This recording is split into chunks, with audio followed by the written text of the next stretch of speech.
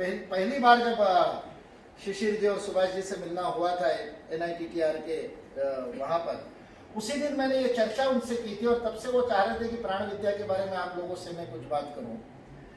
तब मैंने एक प्रश्न पूछा था जो मैं सारे होम्योपैथी वालों को पूछता हूँ और आप लोगों को भी पूछता हूँ, आप होम्योपैथी का कोर्स कर रहे हो, पढ़ाई कर रहे हैं। होम्योपैथी में जब ये पोटेंसी बढ़ती है, यानी उसकी शक्ति बढ़ती है किसी भी दवाई की, किसी भी औषधि की, तो आप 20x और फिर 2m में भी चले जाते हैं, मिलियन में, तो उसमें बचता क्या है?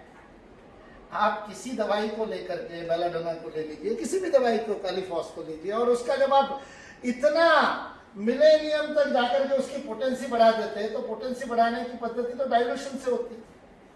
आप उसको डाइल्यूट करते हैं और डाइल्यूशन का अल्कोहल के साथ करते हैं, वो और भी विधाएं हैं लेकिन अल्कोहल ज्यादा प्रचलित है। अल्कोहल के साथ में डाइल्यूशन करते हैं, इतना डाइल्यूशन हो गया तो उसमें ओरिजिनल कुछ बचा क्या उस दवाई का? उस वनस्पति का जिसका उपयोग आप कर रहे हो, जो पहली बूंद आपने ली थी, वह पहली बूंद आपके 100 पोटेंसी के समय कुछ बचा क्या उसका? मतलब फिजिकली उस दवाई का कुछ भी जहां नहीं बचता है, तो हमारे जैसे ये केमिस्ट्री वाले विद्वान बैठे यहाँ पर तीन, वो केमिस्ट्री वाले कहेंगे कुछ बचा ही नहीं, क्या मॉलिक्यूलर लेवल पे भी कुछ केमिकल बचा नहीं, एंड दैट्स अ फैक्ट। इतना डाइल्यूशन हो गया कि केवल अल्कोहल ही बचा, जिसमें कार्बन, हाइड्रोजन, ऑक्सीजन के अलावा कुछ नहीं है। तो आप अपनी सारी बाकी की बातें जो कह रहे हो, ये दवाई असर करेगी और इतनी पोटेंसी होगी तो ज्यादा असर करेगी, ये जो आप बात करते हो, इस बात का आधार क्या है? केमिकली या मॉलिक्यूलर रूप में या फिजिकल रूप में तो वो दवाई कम होती जा रही है। जैसे पोटेंसी बढ़ती जा रही है वैसे दवाई कम होती जा रही है, और जैसे दवाई का भौतिक अस्तित्व कम होता जा रहा है, उसकी मात्रा कम होती जा रही है। एलोपैथी वाले तो क्या कहेंगे? एलोपैथी वाले तो कहेंगे मात्रा ज्यादा दे दो। आपका बीपी कंट्रोल नहीं हो रहा है तो वो कहेंगे 5 mg से नहीं कंट्रोल हो रहा है तो 10 mg ले लो, 5 मिलीग्राम से कंट्रोल नहीं हो रहा है तो 10 मिलीग्राम ले लो। वो दवाई की मात्रा बढ़ाते हैं, जैसे आपकी बीमारी बढ़ती है वो दवाई की मात्रा बढ़ाते हैं। बीमारी बढ़ने से ही नहीं बढ़ाते, आपकी इम्यूनिटी बढ़ने से भी बढ़ाते हैं। जब आपको एक नींद की गोली खाने से नींद नहीं आती तो एलोपैथी वाला कहता है 2 ले लो। ये मेरे को पता ही नहीं था, क्योंकि अपने को तो नींद की प्रॉब्लम ही नहीं है। अभी मंच पर बैठ करके भी मैंने झपकी मार ली थी, कुछ श्रोताओं ने देखा होगा। मतलब केवल भाषण सुनते समय ही लोग नहीं सोते, मेरा तो रिकॉर्ड है, भाषण देते हुए भी झपकी मारता हूँ। तो भारत में नींद की प्रॉब्लम नहीं है, भारत में तो नींद कभी भी कहीं भी हम ले सकते हैं। लेकिन मैंने जब रीडर डाइजेस्ट में पढ़ा, और आज से कुछ 15-20 साल पहले पढ़ा था रीडर डाइजेस्ट में, मैंने रीडर डाइजेस्ट पढ़ना छोड़ दिया, इस बात को भी 12 साल हो गए।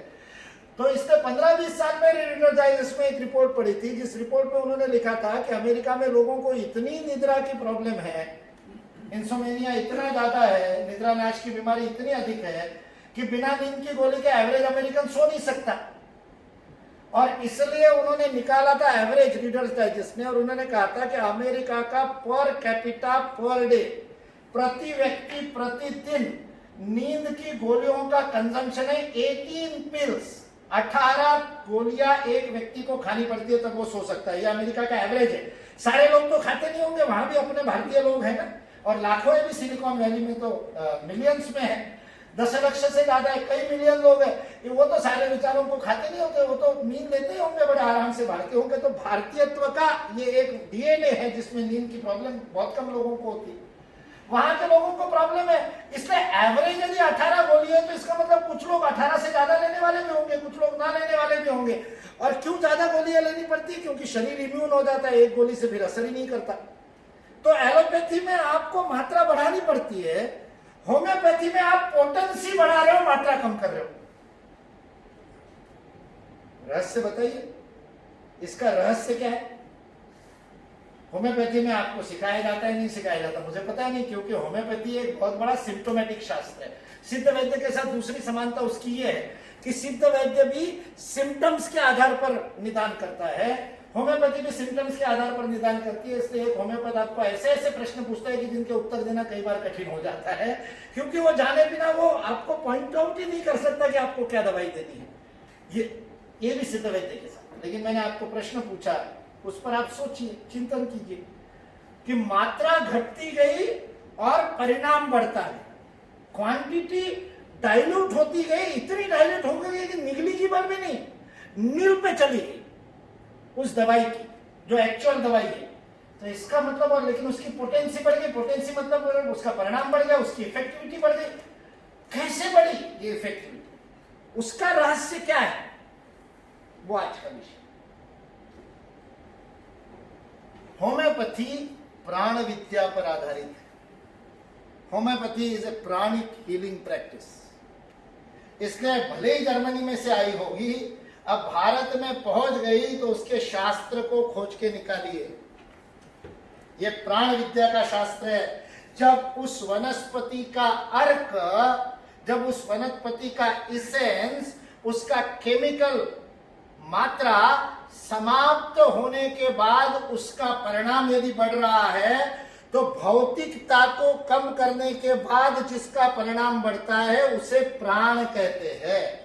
उस ऊर्जा का नाम प्राण है, जिसको आप अपनी, जर्मन उस साइंटिस्ट को भी पता था जिसने होम्योपैथी शुरू की थी, आप उसको शब्द प्रयोग करते हैं वाइटल, वाइटल एनर्जी की बात आप करते हैं। वो वाइटल तो और भी थोड़ा स्थूल है, ग्रॉस है, उस वाइटल से भी सूक्ष्म में जाएंगे तो योग का प्राण आता है। वो प्राण तत्व जो है वह सारे तीनों लोकों में जो कुछ भी अवस्थित है उस सबको व्याप्त किया हुआ है। इसलिए प्रश्नोपनिषद में श्लोक आता है, प्राणस्येदं वशे सर्वम त्रिदिवे यत् प्रतिष्ठितम। यह प्राण ही सर्वव्यापी है। जिसको आप निर्जीव मानते हैं उसमें भी प्राण है,